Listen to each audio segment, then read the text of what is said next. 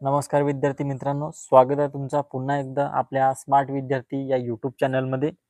मित्रांनो, आजच्या या व्हिडिओमध्ये आपण पाहणार आहोत भारत आणि महाराष्ट्रातील महत्त्वाच्या चालू घडामोडी, ज्या MPSC, तलाठी, ग्रामसेवक, पोलीस भरती, झेडपी, वनरक्षक आणि इतर स्पर्धा परीक्षांसाठी अत्यंत महत्त्वाच्या आहेत. प्रत्येक प्रश्नासोबत योग्य उत्तर आणि आवश्यक स्पष्टीकरणही आपण पाहणार आहोत. म्हणून व्हिडिओ शेवटपर्यंत नक्की बघा. चला तर मग सुरू करूया आजच्या करंट अफेअर्सला. प्रश्न क्रमांक 1. ऑगस्ट 2026 मध्ये भारतीय रेल्वेने उत्तर पूर्व रेल्वेच्या कोणत्या विभागातील 660 किलोमीटरच्या मार्गावर स्वदेशी कवच 4.0 प्रणाली बसवण्यास मंजुरी दिली आहे? तर या प्रश्नाचे योग्य उत्तर आहे पर्याय क्रमांक 4, इज्जतनगर विभाग. भारतीय रेल्वेने ऑगस्ट 2026 मध्ये उत्तर पूर्व रेल्वेच्या इज्जतनगर विभागातील 660 किलोमीटर मार्गावर स्वदेशी कवच 4.0 प्रणाली बसवण्यास मंजुरी दिली आहे.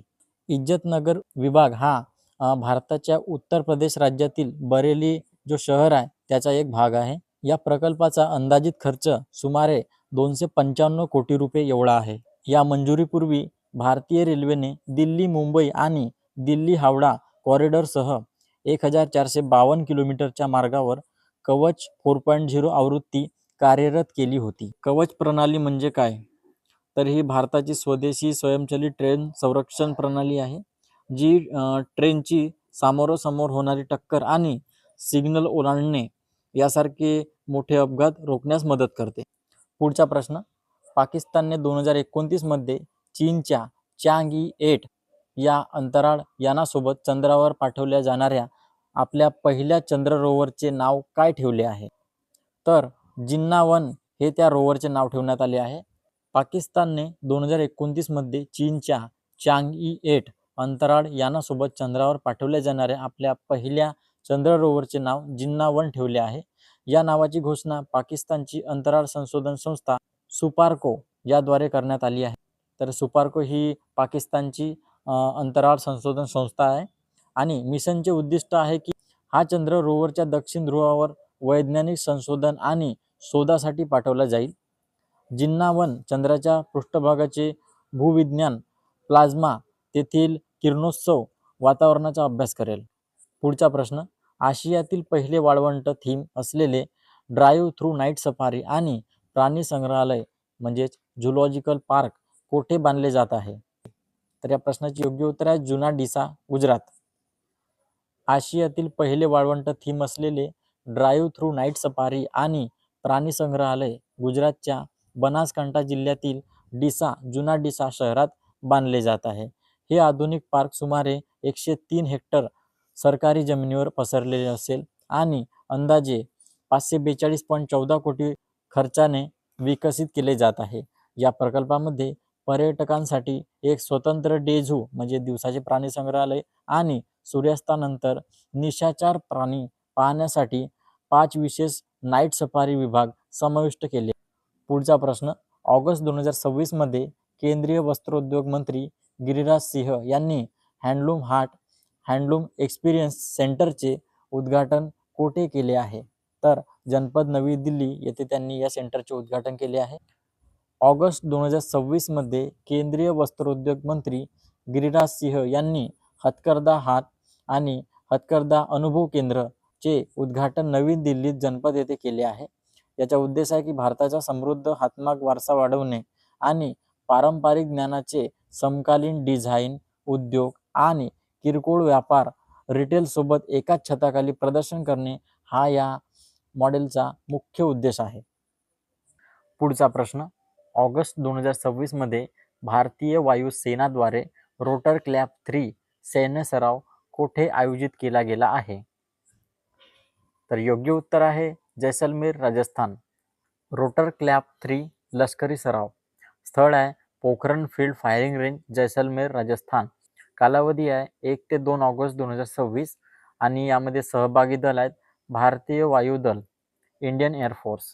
या सरावामध्ये AS-64 Apache attack helicopters, Mi-25/35 गनशिप्स, हाल प्रचंड light combat helicopters, Chinook helicopters, Mi-17 ध्रुव वाहतूक ट्रान्सपोर्ट आणि बहुउद्देशीय हेलिकॉप्टरचा समावेश होता.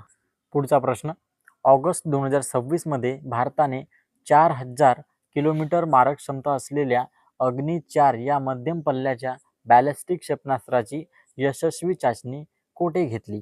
तर योग्य उत्तर आहे चांदीपूर, ओडिशा येथे क्षेपणास्त्राची यशस्वी चाचणी घेतलेली आहे.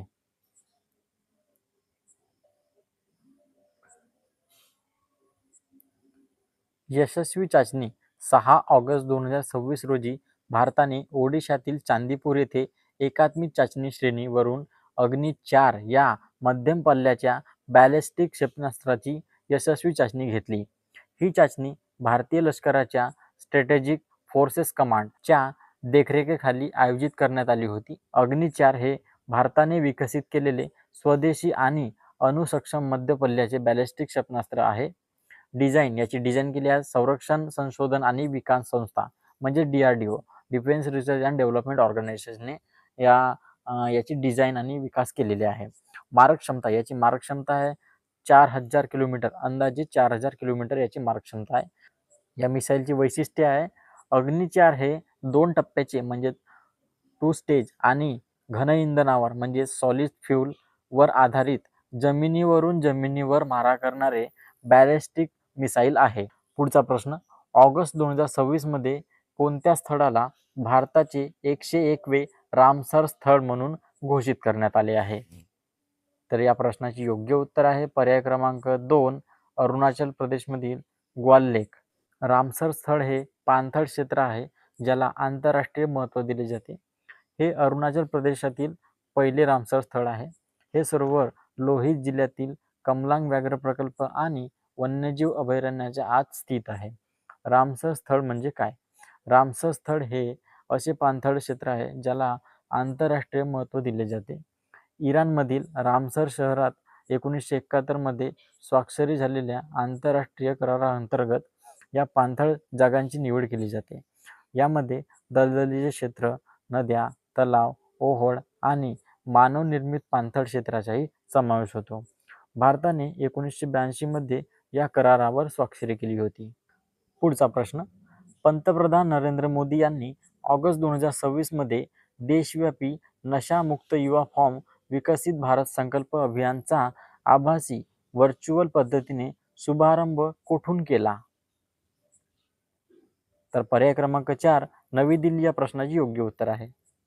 पंतप्रधान नरेंद्र मोदी यांनी 2 ऑगस्ट 2026 रोजी नवी दिल्ली येथून नशामुक्ती फॉर विकसित भारत संकल्प अभियान चा व्हर्च्युअल माध्यमातून शुभारंभ केला. या लॉन्चिंग दरम्यान देशभरातील 28,000 ठिकाणाहून 1 कोटीपेक्षा जास्त तरुणांनी एकत्र येऊन व्यसनमुक्त जीवन जगण्याची शपथ घेतली. मादक पदार्थाच्या विरोधात चालणारे हे 100 आठवड्यांचे एक देशव्यापी जनआंदोलन आहे. या अंतर्गत पुढील 100 आठवड्यापर्यंत प्रत्येक रविवारी देशभरात खेळ, सांस्कृतिक कार्यक्रम, योग, ध्यान, जागरूकता सत्र यासारखे विशेष उपक्रमांचे आयोजन केले जाईल. पुढचा प्रश्न, 16व्या भारतीय अवयवदान दिनानिमित्त 2026 सर्वाधिक मृत अवयव दात्यांची संख्या नोंदवण्यासाठी भारतातील सर्वोत्कृष्ट राज्याचा राष्ट्रीय पुरस्कार कोणत्या राज्याला मिळाला आहे? तर तमिळनाडू हे आपल्या प्रश्नाचे योग्य उत्तर राहील. 16व्या भारतीय अवयवदान दिनानिमित्त 3 ऑगस्ट 2026 मृत अवयवदात्यांची सर्वाधिक संख्या नोंदवण्यासाठी तमिळनाडू राज्याला सर्वोत्तम राज्य म्हणून राष्ट्रीय पुरस्कार मिळाला आहे. हा पुरस्कार केंद्रीय आरोग्य आणि कुटुंब कल्याण राज्यमंत्री अनुप्रिया पटेल यांच्या हस्ते तमिळनाडूचे आरोग्यमंत्री KG अनुराज यांना प्रदान करण्यात आला. तमिळनाडू राज्याने वर्ष 2025 दरम्यान एकूण 266 मृत अवयवदानांची नोंद केली, जी देशभरात सर्वाधिक आहे. तसेच महाराष्ट्र या राज्याने देशात 4था क्रमांक पटकावला आहे. 154 ऑर्गॅन डोनेशन ची नोंद या महाराष्ट्र राज्यामध्ये झालेली आहे. राष्ट्रीय स्तरावर वर्ष 2025 मध्ये भारतात एकूण 20,138 अवयव प्रत्यारोपण करून देशाने हा ऐतिहासिक टप्पा गाठला असून भारत जागतिक स्तरावर 3ऱ्या स्थानावर आहे. तसेच पहिल्या स्थानावर आहे अमेरिका, दुसऱ्या आहे चीन आणि 3ऱ्या स्थानावर आपला भारत आहे. पुढचा प्रश्न, ऑगस्ट 2026 मध्ये भारतीय नौदलाने डायव्हिंग सपोर्ट क्राफ्ट प्रकल्पाचे 5वे आणि अंतिम जहाज DSC-824 यार्ड 329 कोठे लॉन्च केले आहे? तर कलकत्ता, पश्चिम बंगाल हे आपल्या प्रश्नाचे योग्य उत्तर राहील. भारतीय नौदलाने ऑगस्ट 2026 मध्ये कोलकाता येथील टिटागढ रेल सिस्टम लिमिटेड शिपयार्डमध्ये डायव्हिंग सपोर्ट क्राफ्ट प्रकल्पातील 5वे आणि अंतिम जहाज DSC-824 यार्ड लॉन्च केले आहे. निर्माता Titagarh rail system limited, Kolkata. तर टिटागढ रेल सिस्टम लिमिटेड याला 5 जहाजांचा कॉन्ट्रॅक्ट दिला होता. तर या टिटागढ रेल सिस्टमने 5 जहाज बनवलेले आहेत. त्यापैकी पहिला आहे A20, दुसरा आहे A21, तिसरा आहे A22, A23 आणि प्रश्नामधील A24 जहाज हे शेवटचे जहाज त्याने बनवले आणि हा कॉन्ट्रॅक्ट पूर्णपणे संपलेला आहे. पुढचा प्रश्न, भारतातील पहिली सर्वाधिक उंचीवरील म्हणजेच हाय अल्टिट्यूड वन्यजीव सफारी कुठे तयार केली जात आहे? तर लडाख हे या प्रश्नाचे योग्य उत्तर राहील. तर भारतातील पहिली सर्वाधिक उंचीवरील हाय अल्टिट्यूड वन्यजीव सफारी लडाखमध्ये सुरू केली जात आहे. ही सफारी सरासरी 9,800 ते 11,500 फूट किंवा त्याहून अधिक उंचीवर स्थित आहे. प्रमुख क्षेत्रे, ही सफारी लडाखमधील हेमिस राष्ट्रीय उद्यान, चांगथाम वन्यजीव अभयारण्य, काराकोरम वन्यजीव अभयारण्य तसेच नुब्रा, झास्कर, कारगिल आणि द्रास यांसारख्या भागात चालवली जाईल. या प्रकल्पाची देखरेख शान म्हणजेच snow leopard and high altitude nature conservation सोसायटीद्वारे केली जात आहे. तर याचा मुख्य उद्देश आहे की बेकायदेशीर ऑफरोडिंगवर जे अवैध वाहने चालवली जातात त्यावर बंदी घालणे, वन्यजीवांचे संरक्षण करणे आणि स्थानिक तरुण व गाईड्सना रोजगाराच्या संधी उपलब्ध करून देणे हा याचा मुख्य उद्देश आहे. पुढचा प्रश्न, ऑगस्ट 2026 मध्ये आंतरराष्ट्रीय अंतराळ स्थानक च्या बाहेर स्पेसवॉक पूर्ण करणारे भारतीय वंशाचे तिसरे अंतराळवीर कोण बनले आहेत? तर पर्याय क्रमांक 2 अनिल मेमन हे या प्रश्नाचे योग्य उत्तर आहे. अनिल मेमन हे आंतरराष्ट्रीय अंतराळ स्थानकाबाहेर म्हणजेच इंटरनॅशनल स्पेस स्टेशनच्या बाहेर स्पेसवॉक पूर्ण करणारे भारतीय वंशाचे तिसरे अंतराळवीर बनले आहेत. त्यांनी 6 ऑगस्ट 2026 रोजी नासाच्या अंतराळवीर जेसिका मीर यांच्यासोबत यशस्वीरित्या स्पेसवॉक केला. कालावधी, अनिल मेमनने आणि जेसिका मीर यांनी अंतराळ स्थानकाबाहेर एकूण 6 तास 27 मिनिटे वेळ घालवला. या स्पेसवॉकचा मुख्य उद्देश आहे की स्थानकाच्या 3B पॉवर चॅनलसाठी मॉडिफिकेशन किट स्थापित करणे. तर इंटरनॅशनल स्पेस स्टेशनमध्ये 8 स्वतंत्र विभाग आहेत ज्यांना पॉवर चॅनल असेही म्हटले जाते. 3B हे त्या 8 पैकी एक विशिष्ट पॉवर चॅनल आहे. सूर्यापासून मिळणारी ऊर्जा, जे इंटरनॅशनल स्पेस स्टेशनचे जे सोलर पॅनल आहेत ते सूर्यापासून मिळणारी जे सौर ऊर्जा आहे ते एकत्रित गोळा करून या वेगवेगळ्या 8 विभागामध्ये ट्रान्सफर करतात. प्रत्येक त्यापैकी एक 3B पॉवर चॅनल हा त्या 8 पैकी एक विभाग आहे. अनिल मेमन यांच्यापूर्वी भारतीय वंशाच्या अंतराळवीरांमध्ये केवळ सुनीता विल्यम आणि राजाचारी यांनीच ISSच्या बाहेर स्पेसवॉक केला आणि हे जे अनिल मेमन आहेत हे तिसरे व्यक्ती आहेत की त्यांनी इंटरनॅशनल स्पेस स्टेशनच्या बाहेर स्पेसवॉक केलेला आहे.